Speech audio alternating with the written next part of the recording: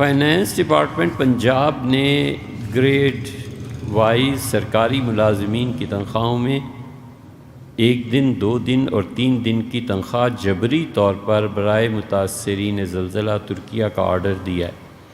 یہ خود بخود کٹ جائے گی، کیا اس رقم کی زکوٰۃ کی مد میں ادائیگی کی نیت کی جا سکتی؟ نیز اس ہوش ربا مہنگائی میں جبری کٹوتی کا یہ عمل ملازمین کی تنخواہوں سے کرنا جائز ہے؟ دونوں حرام ہیں، ناجائز نہیں، حرام ہے۔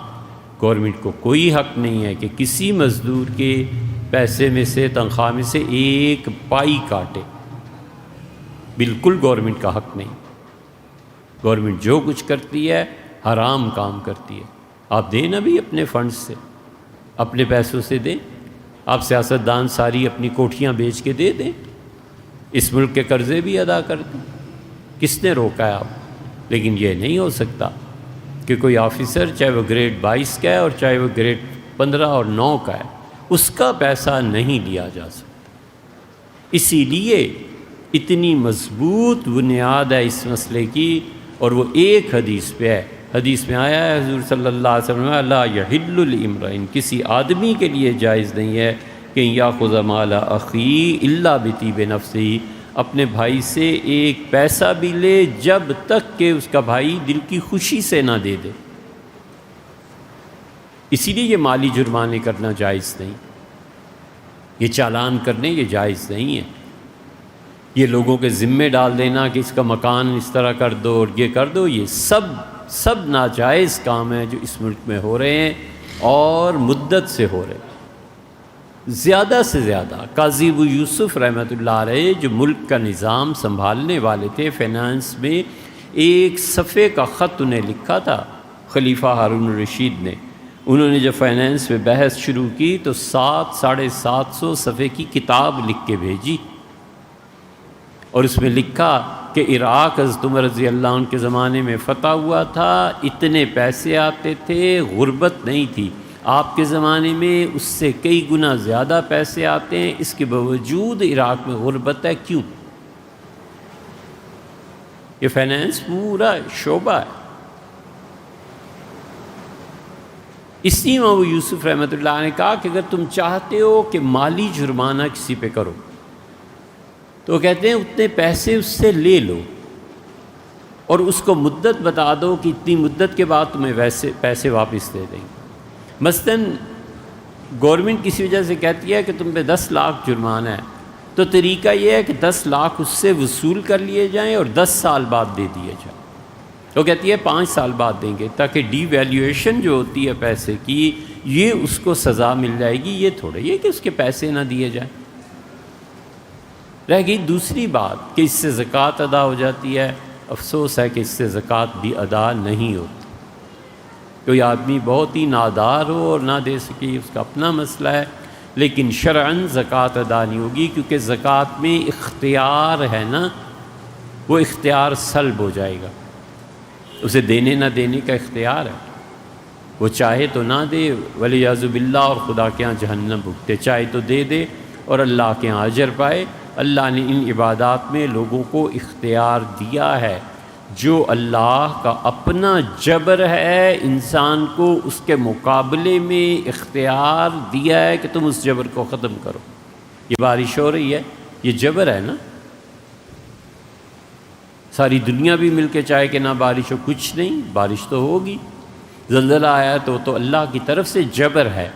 بندہ یہ کر سکتا ہے کہ چھتری لے لے، بندہ یہ کر سکتا ہے کہ زلزلے کے آنے سے پہلے جو آثار ہوتے ہیں ان آثار کو دیکھ کے وہاں کے مکینوں کو آگاہ کر دے کہ یہاں زلزلہ آنے والا ہے، اپنا بچاؤ کرو۔ اور یہ علم ہے پورا۔ ہم مسلمان نہیں پڑھتے تو ہماری نالائکی ہے، ہم خراب لوگ ہیں، ورنہ یہ زلزلے کا پورا علم ہے۔ یہ جانور ذبح ہوتے ہیں نا، تازہ جانور جب ذبح ہوتا ہے تو اسکیپولا، یہ جو اس کی شانے کی ہڈی ہے نا جس سے گوشت کھینچ کے اتارا جاتا ہے، تو ایک طرف اس کے بالکل وہ چپٹی ہوتی ہے اور اس کی بیک پہ درمیان میں ایک اور ہڈی سی ابری ہوئی ہوتی ہے، اس کو کہتے تھے علم القطف۔ شانے کی ہڈی کا علم، اور جس کو جلدی جواب چاہیے ہوتا تھا دمبا ذبح کراتے تھے، اس کی شانے کی ہڈی لے کے وہ دیکھتا تھا اور کہتا تھا اتنے دن میں بارش ہو جائے گی۔ وہ شانے کی ہڈی دیکھ کے کہتا تھا اتنے دن میں نے مر جانا۔ یہ علم القطف تھا اور ہے۔ وہ دیکھ کے بتا دیتا تھا کہ زلزلہ اتنے دن میں آ رہا ہے یا نہیں آ رہا، سیلاب آ رہا ہے یا نہیں آ رہا۔ یہ ایک علم تھا پورا۔ اب اس علم کو ہمارے ہاں نہیں لوگوں نے پڑھا، آگے نہیں بڑھایا، تو ہمارا قصور ہے نا۔ حتیٰ کہ نواب صدیق حسن خان مرحوم اہل حدیث علماء میں بڑے چوٹی کے آدمی، انہوں نے اس علم کا ذکر کیا۔ ابجد العلوم ان کی کتاب ہے، انہوں نے ذکر کیا۔ ہم نے خود مولانا محمد خان صاحب شیرانی سے پوچھا، ہم نے کہا حضرت بلوچستان میں یہ علم تھا، ان کا اب بھی ہے۔ پھر انہوں نے بتایا کہ اکبر بگٹی نے جب مشرف صاحب کے ساتھ جو کچھ بھی ان کا معاملہ ہوا، وہ غار میں چلے گئے تو اپنے بیٹے سے کہا ایک دن کہ ذبح کرو، اسے ذبح کر کے پیش کی تو انہوں نے کہا ایک ہفتے کے اندر اندر میں مر جاؤں گا۔ اس پہ جو لائنز لگی ہوئی ہوتی ہیں وہ اس سے علم کو حاصل کرتے ہیں۔ ہم نے مولانا سے پوچھا مولانا آپ کو کبھی، انہوں نے کہا ہاں بلوچستان میں ایک مرتبہ بہت زیادہ قحط سالی ہو گئی تھی، تو میں نے ایک درویش فقیر سا تھا، وہ ہمیشہ جنگل میں چرانے جاتا تھا، تو میں نے اس سے پوچھا تو اس نے کہا میں نے ابھی کچھ دن پہلے ہی ذبح کر کے وہ دیکھا تھا تو بارش نہیں ہوتی، اتنے مہینے کے بعد بارش ہوگی، علم یہ بتاتا۔ یہ جو طبعی علوم ہے، فزکس ہے، طبعی علوم ہے نا، پانی، ہوا، مٹی، دریا، سمندر، یہ سب چیزیں کیا پیدا کرتی ہیں۔ اس میں کسی زمانے میں امام تھے، ہم خود ہی جا کے جوتوں میں پیچھے بیٹھنے کے بھی قابل نہیں رہے، تو ہمارا قصور ہے نا یار۔ اور وہ جبر جو انسان کرتا ہے اللہ نے اس کو روا نہیں رکھا۔ اللہ کسی صورت کسی کو اجازت نہیں دیتا کہ تم جبر کرو۔ یہ بھی جبر کی ایک کیفیت ہے کہ لوگوں کے پیسے کاٹ لیے، ترکوں کی مدد ہو رہی ہے، بالکل قطعاً اس کی اجازت نہیں۔ لیکن کیا کریں، زکوٰۃ بھی ادا نہیں ہوتی کیونکہ اس میں اختیار نہیں ہوتا، ایک اور دوسرے نیت نہیں ہوتی، پتہ نہیں کب کٹ جائے، پتہ نہیں کتنے پیسے دیں نہ دیں۔